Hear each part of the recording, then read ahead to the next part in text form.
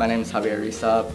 I'm a sophomore at Lincoln High School, and here at the Y, I'm a K&L group leader. Javier is really a funny kid. What I appreciate about him and his character is that he's not what you expect him to be. He's there for the kids. He's always the first person who says, I'm willing to volunteer for anything and everything.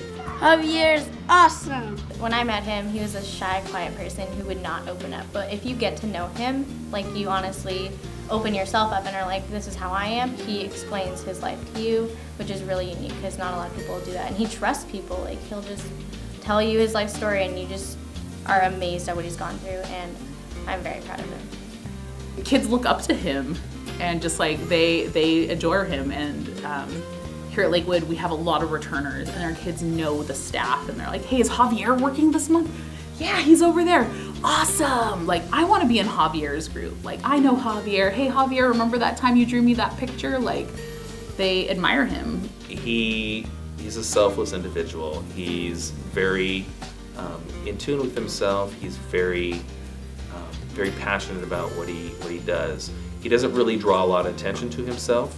He just kind of goes through life and is there to serve other people. He comes from a completely different background than I do, and he's gone through really hard times, and I didn't understand that because I don't deal with that stuff as much as he did. And he opened up to only me and a couple other people, and we were crying together. Like, he's a really sweet person with that, so. He has dealt with a lot. He's been handed a lot in his life, and you would never know it. He is a strong man. I never knew my dad. He was killed when I was a young child, so I never really knew him. A couple years ago, our family got into financial problems, so my family had to go do other stuff, like not exactly have our own house.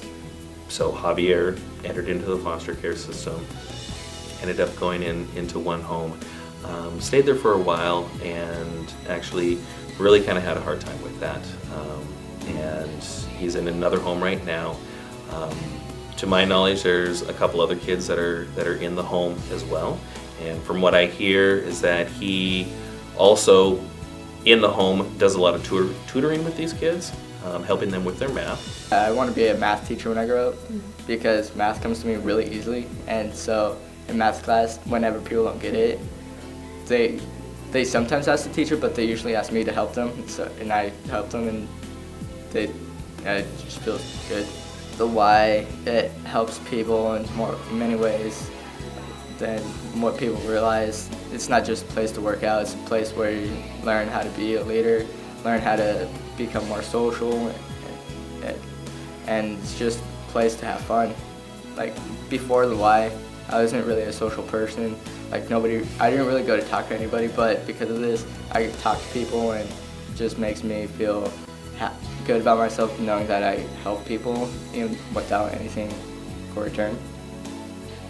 I'm Don Brevik, Team Leadership Director for the Center for Community Impact, and I am nominating Javier Kitsap for Youth of the Year. He's a thinker, and that's why I think he deserves to be Youth of the Year, to be an example of what a strong young man can be. There's a lot of adversity that people face every day, and it can easily get to you and easily bring you down, and he's being recognized for the fact that, yeah, parts of his life have been really, really rough, but every day he chooses to be great.